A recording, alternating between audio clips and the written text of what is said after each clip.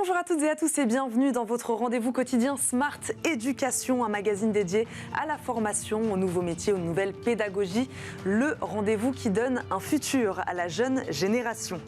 Quand parler anglais devient un jeu d'enfant, 75% des collégiens en fin de troisième sont malheureusement incapables de s'exprimer correctement en anglais. Une bonne raison de repenser nos méthodes d'apprentissage de la langue, la faciliter, la rendre plus ludique, plus accessible, plus numérique aussi parfois. C'est ce que font nos deux invités. Elisabeth Ruel-Maigrelis, master franchisé pour la France chez Hélène Doron English, est avec nous. Bonjour. Bonjour. Bienvenue sur le plateau Smart Éducation. Julie Boucon, cofondatrice de Holy Holy, est avec nous. Bonjour. Bonjour. Merci d'être là. Les Français ont-ils, comme on le dit depuis des années, Julie Boucon, un problème congénital avec les langues étrangères? Alors oui, on peut dire clairement que ça ne s'améliore pas. Oui, disons-le comme ça. Ouais, vous êtes d'accord avec ça? Tout à fait. Mais pour quelle raison? On commence trop tard. On commence l'apprentissage de l'anglais trop tard, selon vous, c'est ça la raison principale? Trop tard, et les professeurs sont formés d'une manière extrêmement traditionnelle. Et du coup, enseignent de manière traditionnelle. Les instituteurs au niveau primaire, alors que l'anglais est obligatoire en primaire maintenant en France, ne sont pas formés à l'enseignement de l'anglais. Et dans la plupart des cas, ne parlent pas anglais eux-mêmes. L'apprentissage des langues, de l'anglais, mais des langues de manière générale, selon vous, c'est ce qu'on comprend, même Julie Boucon, ce n'est pas dans l'ADN presque de l'école française? C'est ce qu'on ressent? Alors, pour rebondir sur ce que vous disiez, alors, les professeurs des écoles ont l'obligation de dispenser 2 fois 45 minutes d'anglais, mais aujourd'hui, il y a tellement de priorités qui sont données sur le français et les maths que malheureusement, étant donné déjà qu'ils ne sont pas à l'aise avec la matière, ça passe toujours à la trappe. Julie Boucon, pourquoi son apprentissage est-il essentiel, malgré tout, l'apprentissage de l'anglais? Alors, c'est essentiel de le commencer le plus tôt possible, parce qu'il y a certains préceptes linguistiques qui, justement, disent qu'avant 6 ans, on parle encore d'acquisition du langage comme de la langue maternelle. Passé 6 ans, on parle d'apprentissage. Il y a certains mécanismes d'imitation qui commencent à s'éteindre à 7 ans. Et à 8 ans, le larynx est définitivement formé. Donc il faut vraiment créer un bain de langue le plus tôt possible, par diverses manières finalement. Et l'école reste quand même le socle d'égalité des chances. Donc il y a vraiment un gros travail à faire là-dessus. Dans le détail, Elisabeth Ruel-Maigrelis, est-ce qu'on sait quelles sont les principales difficultés que rencontrent les plus jeunes pour l'apprentissage de l'anglais? Est-ce que c'est un problème de compréhension orale, un problème d'écrit? Est-ce qu'on arrive à identifier les difficultés? Alors les difficultés chez un enfant qui commence très jeune, j'ai envie de dire, il n'y en a pas. Ouais. La langue se commence à l'oral de toute manière. Quand on apprend le français, dès que nous sommes formés dans le ventre de notre maman, nous entendons le français, notre langue maternelle, comme une musique, et nous sommes déjà formés en naissant au son de la langue maternelle. Nous prenons ensuite entre 1 an et 2 ans avant de pouvoir nous exprimer. Et l'idéal est de faire pareil avec une langue étrangère pour pouvoir la maîtriser aussi bien qu'une langue maternelle. Elisabeth Ruel-Maigrelis, c'est-à-dire qu'il n'existe pas de difficultés particulières à la langue anglaise que les Français n'arriveraient pas à appréhender, pas du tout. Non, la seule difficulté, c'est qu'on commence trop tard. Tout simplement, et pas d'une manière forcément très adaptée. On voit que l'anglais devient une vraie matière en 6e uniquement, même si elle est obligatoire avant. Et en 6e, malheureusement, dans des classes où il y a 30 élèves, eh bien, la prise de parole est très compliquée. Le professeur a du mal à se faire comprendre s'il reste en immersion. L'immersion est indispensable pour l'acquisition d'une langue. Et donc, la plupart des cours d'anglais, se font en français. Et ça, c'est un réel problème. Vous avez parlé d'immersion.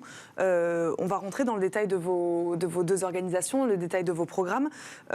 Comment on améliore alors l'apprentissage de cette langue anglaise, Julie Boucon? Voilà, un apprentissage qui est donc malheureusement peut-être pas assez fait aujourd'hui à l'école. Alors pour en revenir donc à notre application Holy Holy, donc c'est vrai qu'on favorise un apprentissage quotidien, donc c'est du micro-learning, donc 5 minutes par jour, où les enfants vont apprendre 3 mots ou 3 phrases autour d'une thématique hebdomadaire. Pas plus de 5 minutes par jour? Pas plus de 5 minutes. On a intégré de la reconnaissance vocale justement pour que l'enfant puisse s'entraîner à l'oral. On parlait des mises en difficulté des enfants à partir de la 6e. Le problème, c'est qu'en fait, on considère en 6e que les enfants n'ont rien appris avant. Et c'est à partir de là qu'ils commencent à apprendre l'anglais, sauf qu'on les met dans une posture où ils n'ont plus confiance en eux, puisque finalement, il y en aura qui auront mieux appris qu'eux précédemment. Donc c'est vrai qu'on va beaucoup travailler sur la confiance, donc avec un produit qui va intégrer de la pédagogie positive et donner confiance aussi à l'enfant dans sa capacité à parler. Puisqu'en fait, comme vous le disiez, le problème, c'est que finalement, les enfants ne sont pas incités à parler ou alors ont très peu de temps de parole, ce qui ne leur permet pas d'être à l'aise lorsqu'ils doivent prendre la parole. Elisabeth Ruel-Mérilis, j'imagine que vous êtes d'accord avec ça, on apprend en parlant. 100% d'accord. L'oral est indispensable. On apprend une langue pour la parler d'abord, avant de l'écrire. Et on a tendance à oublier ça. Et donc en 6e, les enfants apprennent un stylo à la main. C'est bien dommage. Julie Boucon parlait donc de 5 minutes par jour, quelques mots, voilà, petit à petit. Comment vous travaillez chez Hélène Doro English ? Alors nous, c'est plus intense. Nous accueillons nos élèves une fois par semaine pour des cours qui sont entre 45 minutes, entre 3 mois et 3 ans, 1 heure pour les 3-9 ans. Et dès qu'on introduit la phonétique, puis ensuite la grammaire, on passe à 1h30 et 2 heures pour les adolescents. Tous nos cours sont en immersion et l'immersion de chaque cours, donc hebdomadaire, est complétée par une écoute quotidienne passive à la maison. Nous, c'est d'une vingtaine de minutes et c'est bien passif, donc les enfants sont dans un bain de langue, ont le droit de prendre leur bain, jouer, colorier, peindre, manger. Mais ils écoutent de l'anglais. Mais ils écoutent de l'anglais, ils sont dans un bain de langue. Qu'est-ce qu'ils écoutent ? Ils écoutent les programmes qu'ils travaillent et qu'ils décortiquent pendant leurs leçons hebdomadaires chez nous. C'est en rapport direct. Vous parlez d'immersion, qu'est-ce que ça veut dire exactement ?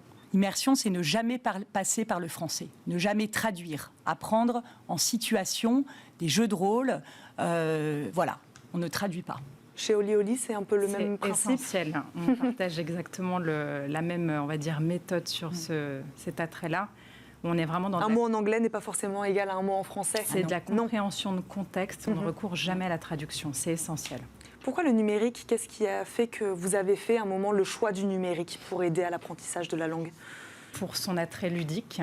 Et c'est aussi pour ça qu'on a souhaité créer une méthode, on va dire, en micro-learning pour aussi aller vers un usage raisonné. On s'en parlait de l'efficacité du micro-learning. On a développé aussi des activités annexes, des services annexes, comme des podcasts, pour créer justement aussi ce bain de langue additionnel. On propose aussi des activités annexes aux enfants, des recettes de cuisine en vidéo, des cours collectifs avec des coachs. On a aussi une option premium qui permet aux enfants d'être mis en relation avec des coachs natifs 15 minutes par semaine pour pouvoir justement retravailler tout ce qu'ils ont appris la semaine précédente, pour travailler également le conversationnel et puis la prononciation, évidemment. Chez Hélène Doro English, vous faites appel aussi au numérique ? Alors nous, on a développé de nombreuses applications. Donc l'application qui doit être utilisée tous les jours par nos élèves, c'est l'application Hélène Doro Stream, qui permet en 2 clics de rentrer dans le programme et d'écouter sa piste audio. Pour les plus jeunes, donc, on travaille sur des épisodes animés. On a des séries d'épisodes animés pour tous nos programmes de 3 à 9 ans. Donc les enfants ont aussi accès à ces vidéos. On ne souhaite pas qu'ils les regardent tous les jours. Ça n'est absolument pas le but. Nous avons beaucoup de parents qui sont anti-écran. Moi, je le suis un petit peu aussi. Donc c'est vraiment un service en plus pour certains enfants qui ont envie de regarder la vidéo une fois par semaine. Pour les plus grands, nous avons une radio.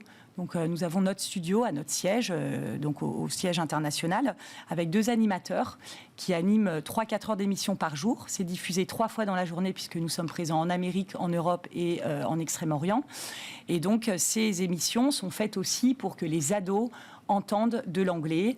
On a des rubriques différentes, les news, le mot du jour, les gossips et beaucoup d'interviews de nos ados. Donc on aime bien aussi organiser des interviews et nos animateurs font des roadshows dans les différents pays aussi, dans les différents centres pour que les ados se mettent au micro et parlent de leur expérience. Julie Boucon parlait de cette notion ludique, rendre l'apprentissage de la langue ludique. C'est important, c'est même essentiel en fait de remettre du plaisir dans l'apprentissage, sinon ça ne marche pas. Mais on n'a pas le choix quand on s'adresse à des enfants à partir de 3 mois jusqu'à 10 ans. J'ai envie de dire, il n'y a pas d'autre moyen d'apprendre que du ludique. Il faut que l'enfant soit stimulé de plusieurs manières. Il faut qu'il travaille les notions de plusieurs manières aussi, de manière visuelle évidemment, auditive bien évidemment, mais aussi kinesthésique. Donc il faut qu'ils bougent, il faut les motiver, il faut qu'ils soient maîtres et engagés dans leur apprentissage. Donc le jeu est l'élément essentiel de nos cours. Julie Boucon, quel type de profil ont travaillé à la création du contenu sur Oli Oli ? Des chercheurs, des enseignants ? Comment vous avez travaillé même par exemple avec l'éducation nationale ? Alors, ce qu'on a fait quand on a créé notre concept, c'est qu'on a créé un centre linguistique qui a été notre laboratoire d'expérience pendant 3 ans. On s'est entouré de chercheurs linguistes et de professeurs pour nous aider justement à développer la méthode. Donc, cette méthode en 7 étapes. Et ce que je ne vous ai pas dit également, c'est que donc là, on commence à travailler avec l'Éducation nationale puisqu'on a créé une nouvelle application donc, qui est à destination des écoles et qui est distribuée donc, par l'éditeur scolaire Bordas. Donc l'idée, c'est vraiment d'apporter une solution clé en main pour aider les professeurs à pouvoir justement dispenser leurs 2 fois 45 minutes d'anglais par semaine avec toute la partie micro-learning où les enfants vont pouvoir travailler en auto-apprentissage ou sur un rétroprojecteur de façon collective. Julie Boucon, on apprend toute sa vie, évidemment, on apprend toute sa vie. Il n'y a pas un moment où on sait parler anglais et où on n'apprend plus rien. Mais globalement, combien de temps ça prend pour un plus petit d'appréhender la langue anglaise et de savoir se débrouiller avec cette langue? Alors, comme vous le disiez, ça s'apprend tout au long, on va dire, de l'enfance déjà, puisqu'il faut, il y a certaines étapes à passer pour arriver vraiment vers un bilinguisme avancé. Et je dirais que nous, ce qu'on a pu constater avec notre méthode, à savoir la partie e-learning associée avec la partie coaching, c'est qu'un enfant qui a 7-8 ans en moyenne, en 3-4 mois, il commence à faire des phrases simples en anglais. Qu'est-ce que vous avez constaté chez l'Endoro English? C'est vrai qu'on a envie de savoir, les enfants progressent vite. Oui, alors il y a plusieurs étapes dans l'apprentissage. D'abord, il y a la répétition du mot, ensuite la répétition de la phrase complète, et ensuite la construction de la phrase dépend vraiment des enfants, dépend de leur caractère, dépend de leur capacité cognitive. Il n'y a pas de règle.